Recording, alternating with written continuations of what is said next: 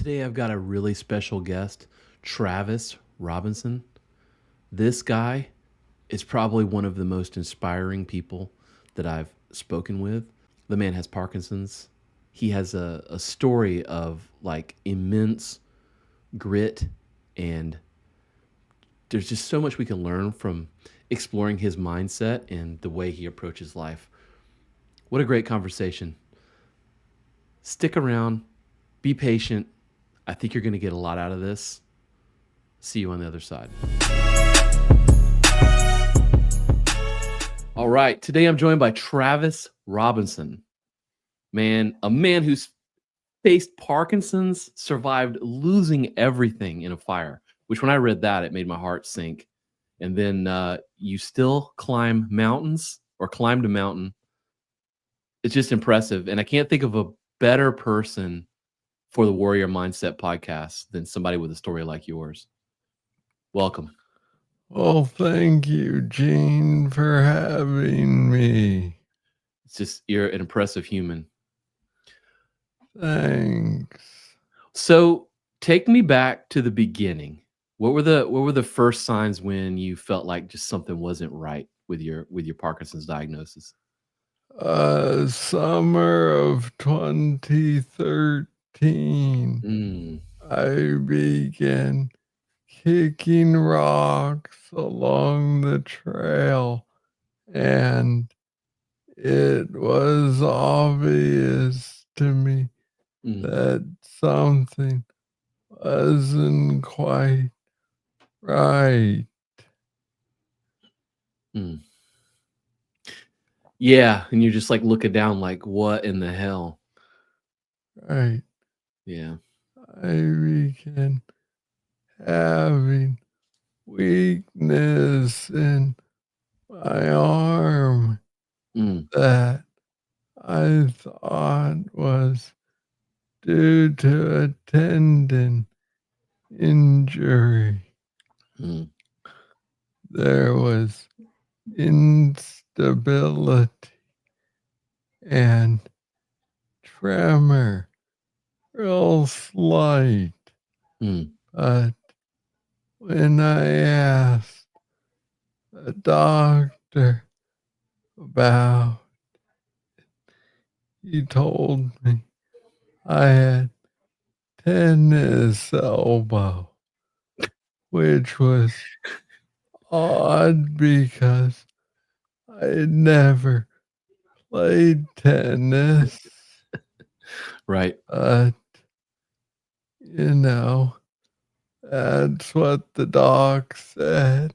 So that's what I went with for a while. And then I started dragging my left foot.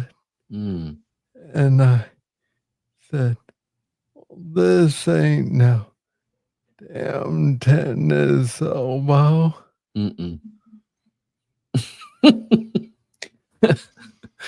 I already love you, man. I love your sense of humor. So, I mean, how did you take it? I mean, at some point you're like, oh shit, this is what it is. But like, how did you take that emotionally, mentally? By the time it was summer of 2014 and I got the official diagnosis of Parkinson's disease, it was like, well, at least there's a diagnosis. And with that, there's treatment options. So that's incredibly positive. I mean, I can't say that. I mean, shit, I don't know. I would hope I would react the same way. Like, okay, well, this is what it is. Let's go.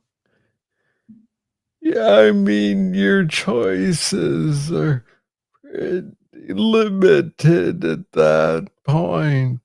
Mm, My mother asked me at the time if I was okay with the diagnosis, and I asked her, "Well, do you see other options?" yeah. You're like, "Well, this is what I'm doing." I Yep. love it. I love it. What were some of the biggest misconceptions you had about Parkinson's before living with it? Um, I thought it was mostly the tremors and motor symptoms, and that is a very common Mm, misconception, but it is like the analogy of the iceberg. That is mm. only the tip. Oh, man. Yep. Yep, I can imagine. Mm, So it's a mm. it's a learning process Right. like every damn other thing in life. You know, you get a neurological disease, and suddenly you get to be the expert on neurological dysfunction. Mm, Good for you. yeah. Yeah, you have no choice. I dig it. Well, I don't wanna, that's who you are, but you also have another problem that you faced, and it's I mean, you in your bio, you write the eat and fire, it's like a thing, which I'm sure, but you lost everything in a home fire. Right. That sucks. But it is more than a home fire.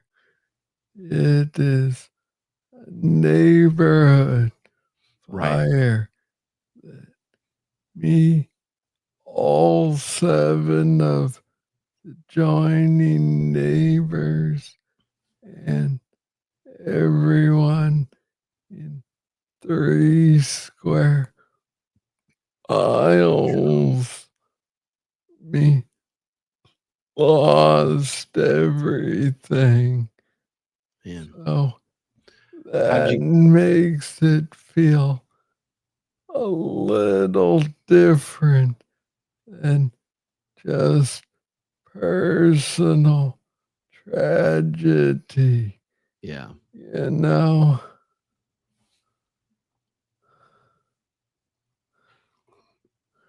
How did you get out of that? How'd you get out of there? Or were you even there? We were tipped off by a good friend who was watching the news from Colorado.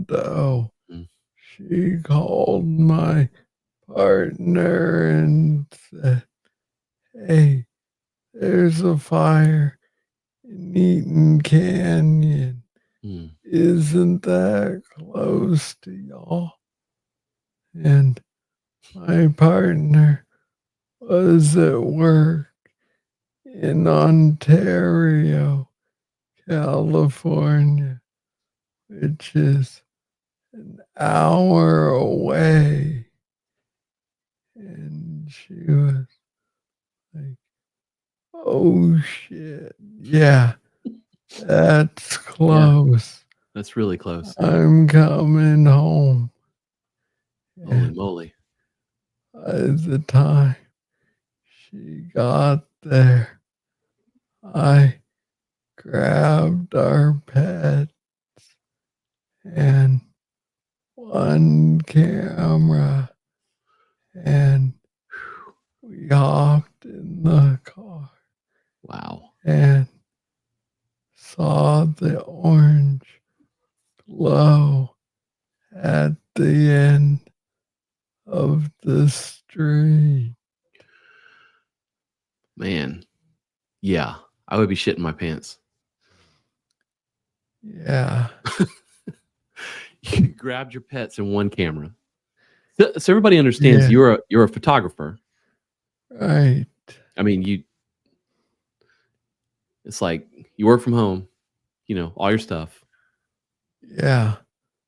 All my studio backdrops, Yeah. costumes, lights, grip stand,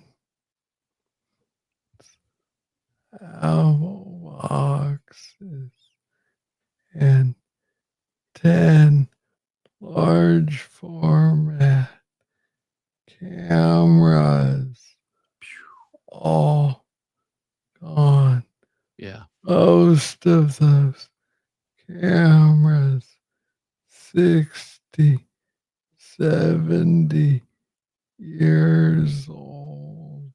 Oh man. Irreplaceable.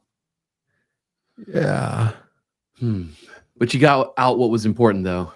I mean, honestly. yeah. Yeah.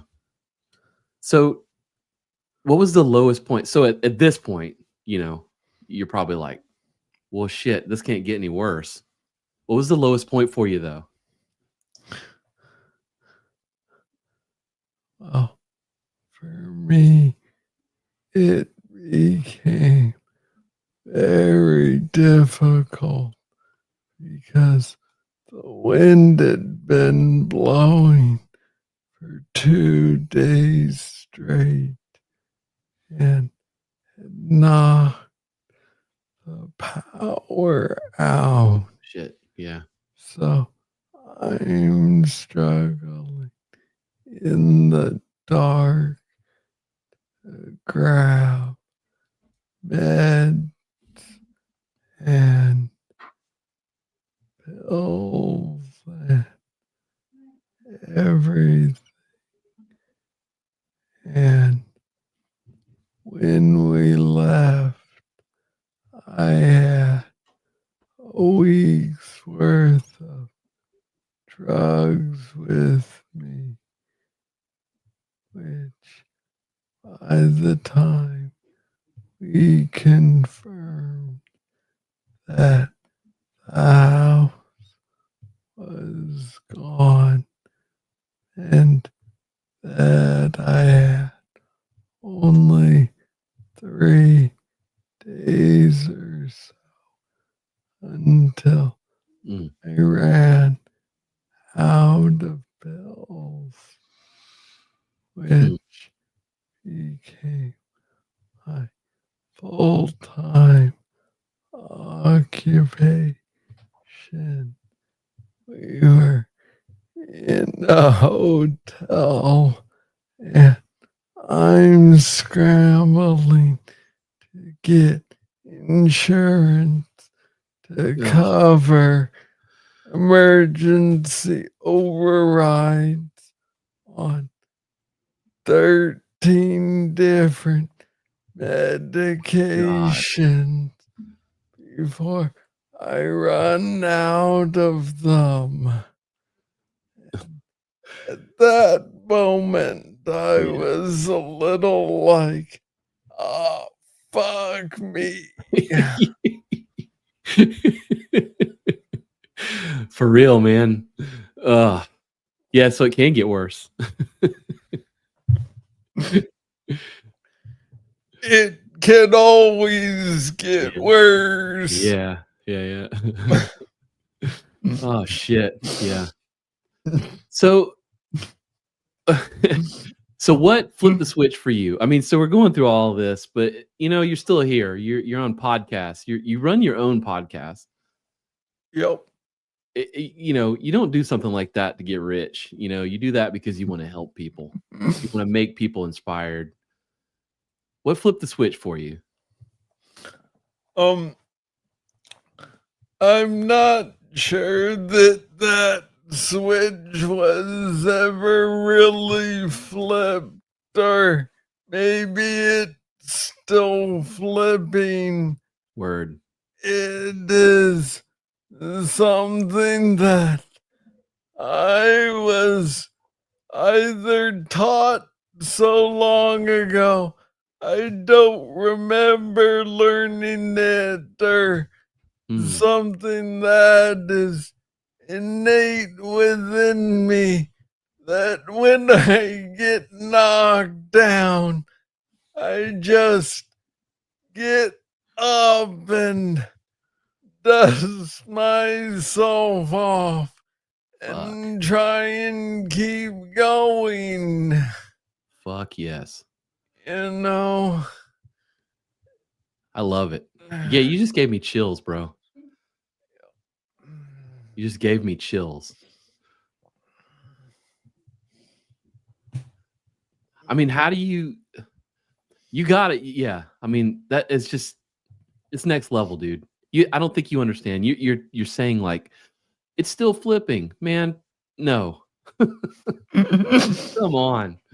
Be proud of that, dude. I mean, how in the hell so I'm fast forwarding, but like how in the hell do you climb a mountain after all? Like you go, like I would just be like, "Look, I'm retired. I'm going to watch cartoons." Yes, the temptation is very good Yeah.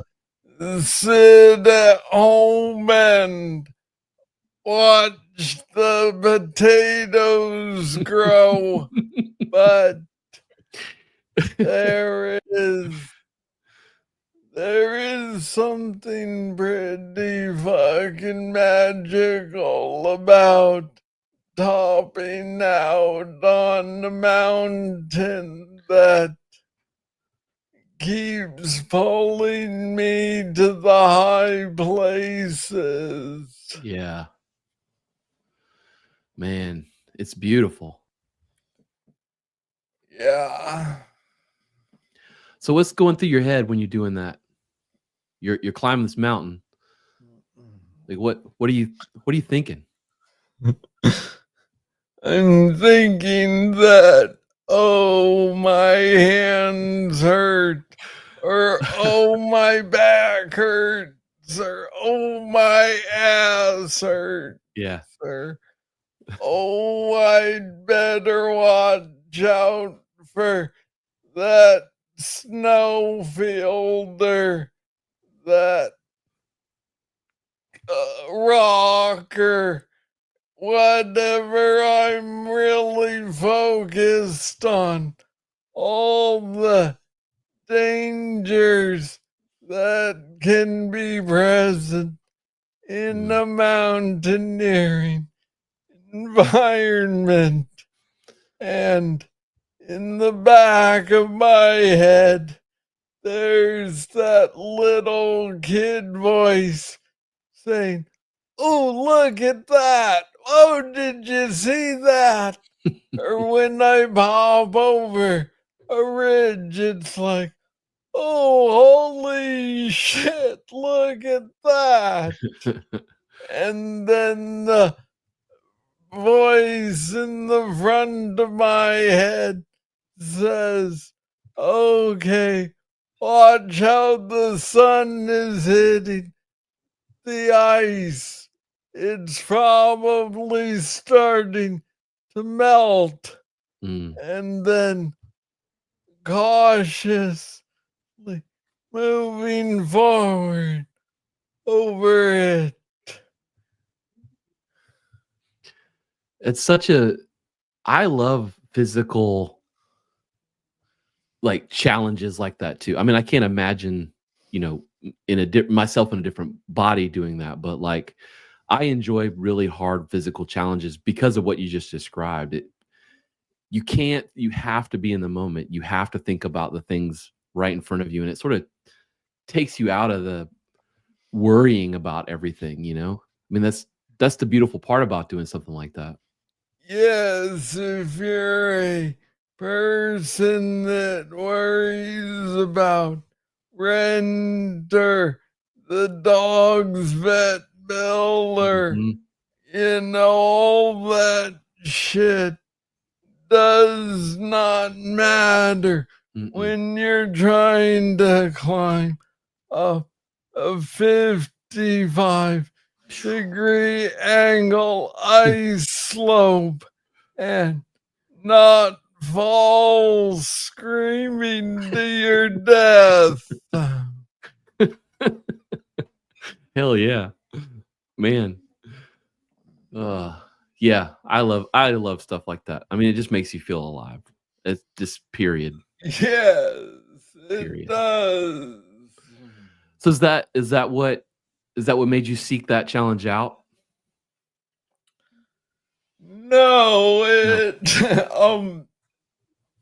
it is one reason that I continued to go Mm, for that challenge, but it was more unbridled oh,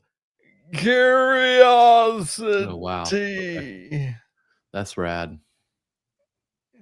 That is rad.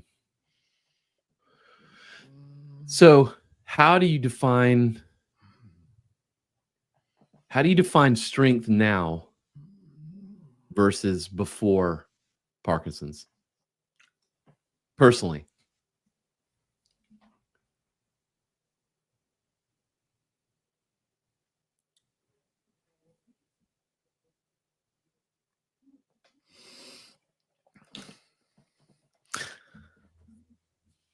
I'm not sure if too much has changed.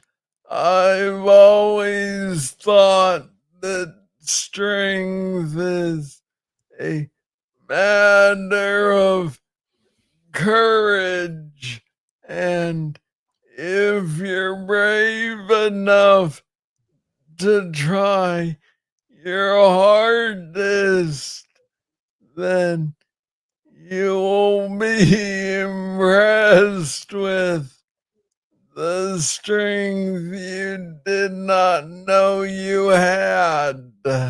Mm, yeah. Hmm. That's something to ponder, honestly. I love it. I think about that kind of stuff. I lost my dad about 20 it was 2022, and I was lucky enough to be with him while he passed. In that moment, like, when I was with him, that moment, like, nothing else mattered.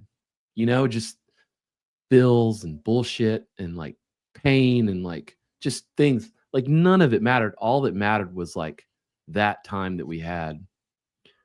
And I strive, like, daily, I strive to live in that space, you know? It's hard to find, but I strive to live in that space. You're inspiring me to, like, think about that space deeper, and, I don't know, is that something you're conscious of? um, yes, but it's not something that I am always successful at, Right. you know? Yeah, yeah, But for sure. it is something that I do attempt to cultivate Mm, in my life. mhm. Well, that's what makes you a warrior, man, because people think about a warrior, they think they're always successful, they think, "Oh, that guy's a warrior, he's always kicking ass." But to be a warrior is like, you're not always kicking ass. It's like trying it again, even though you just continue to fail. I mean, that's what makes you a warrior in my view. Yes, Yeah. it was a story. I was climbing Mount San Antonio a couple Januaries ago, Mhm. and I'd gotten about 3 miles into a 4 mile climb when the weather turned and we started heading down. Mm. But it began raining on us in snow conditions that had slush, Mm. and it gets very slippery. I have Parkinson's disease, and my balance is fucked. So I slipped and fell again and again, Mm. and literally, without exaggeration, over 200 times on 2 miles of trail. Jesus. Let me tell you, getting up that 201st time was a bitch.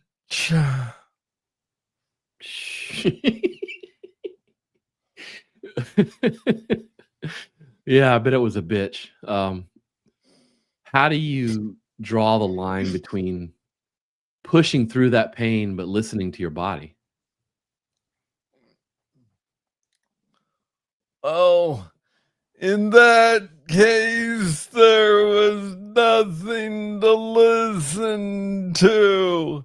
Yeah, I did not have a choice. It's like yeah. if you're offered cake or death, what are you going to choose, man? I'm picking the cake. Cake, Yeah. Hell exactly. yeah. Hell yeah. Even if it ends up being a cake made from sawdust, Well, it's yeah. better than or death. Hell yeah. Oh, man. That's a that's a not a great, choice between 2 things, though. Fuck. Yeah, that's what it is. Well, tell me about I'm Not Dead Yet. Why did you start why'd you start share why are you even sharing your story publicly? There's so many people that don't. Because I found myself in the Venn diagram of one. I was the only one I knew who had Parkinson's at age 35, when the average age is 60. Mm, And so it's a very different disease and very different impact on your quality of life mm. at 30 than at 60. So, Yeah, you got a lot of life left. yeah. Yeah. And I was also the only mountaineer I knew with Mm, Parkinson's, and right. too many of the Parkinson's resources said, settle down, get in a comfortable chair, and wait to die. Mm, And I said, oh, hell no, I'm not dead yet. that's cool. And so I share my story because I hope there is at least one person out there on the entire internet that is like, holy shit, if this guy can do it, I can do it. I love that, man. Well, you've reached me. You reached me. What kind of feedback? What kind of feedback are you getting from the? I mean, I'm going to say Parkinson's community. That sounds weird to say that, but like, what kind of feedback do you get? It is a well received show. My co host, Judy, has lived as a care partner for a husband who has PD or had PD for 18 years. So Yeah, it's a good dynamic. right. Yeah, lots of experience there. Do you feel any pressure to be inspiring? I'm putting up air quotes for people listening. No, Yeah, man, if I didn't get you that vibe. get anything from me, then bully for you. Yeah. Oh man, I love it. What what's something I will try to extract some lessons here, I think. What's one thing that Parkinson's has taught you that nothing else could have quite the way that it has?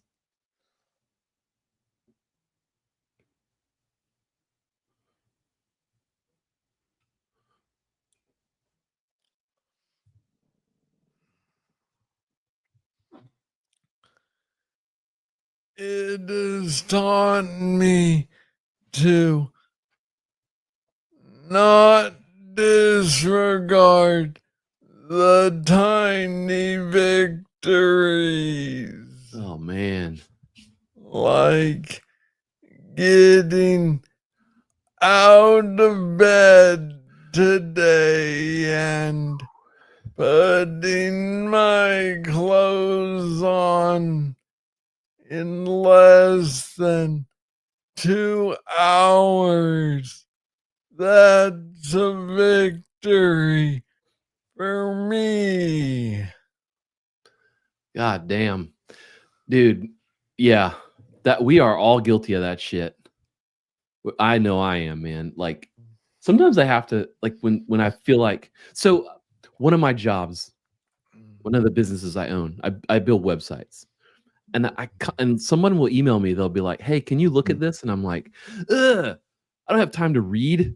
And it's just like, man, I could be like what's the worst job you could think of? I could be shoveling like cow manure in a cow pen. You know what I mean? Like, and I have to remind myself, like, dude, you're sitting on your ass looking at a screen all day to get paid. Like, it doesn't get much easier than that, you know? In an air Yeah. conditioned building Yeah. with power and I lighting. know. It's like, I kind of that's sort of like a little mantra thing that I like. Just remember, you could be, digging a ditch for a living. Like, it's like, holy shit, we do take so much stuff for granted, and that's a deep lesson, man. That is a deep lesson.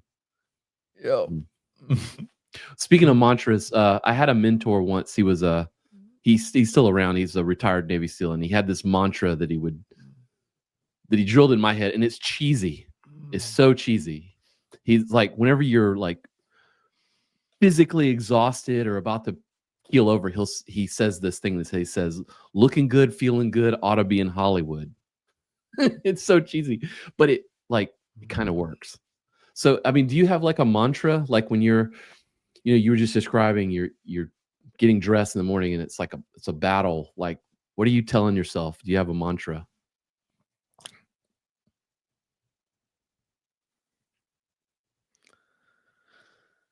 No, I probably should. I think that it's usually more like, come on, Travis, get that sock on your foot. You can do it. There you go. Yeah. That's one sock down.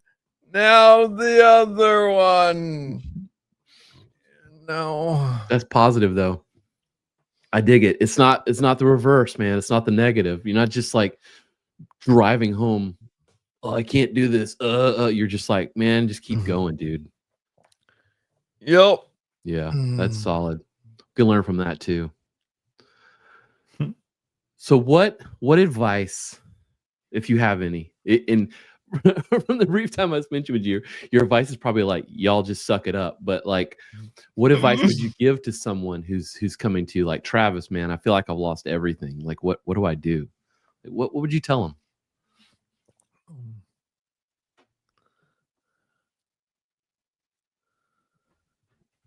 That it is probably not as bad as it feels. And you have to be able to find one tiny thing in your life that is not fucked. And so you can focus on that. Damn. I love it. I love it. So how can people support you? How can people support your mission, follow your work? They can buy my photo book that I published last year called Faces of Parkinson, where I took photos of 25 people living with Parkinson's disease, and then converted those to woodblock carvings and printed those. You don't do anything that's easy, do you? No, I don't think I so. don't think so, man. Let's find the hardest shit I can do and do that. That's you, brother. Yeah. I love it. So, final message for our community though. If there's one thing they take away from your journey so far, what would you want that to be?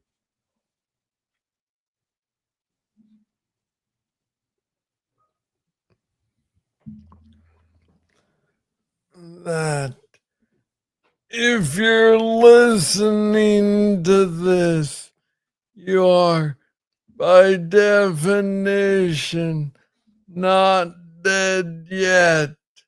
And it becomes incumbent upon you to live the best life you can, because the time will come and the wisest know not when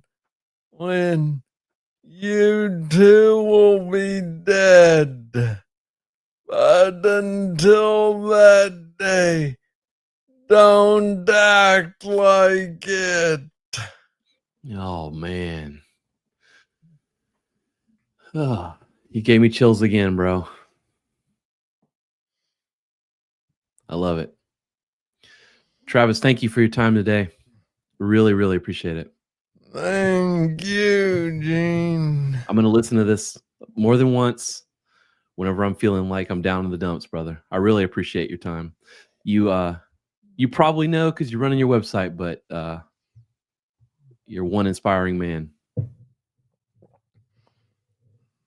Thanks. Ciao.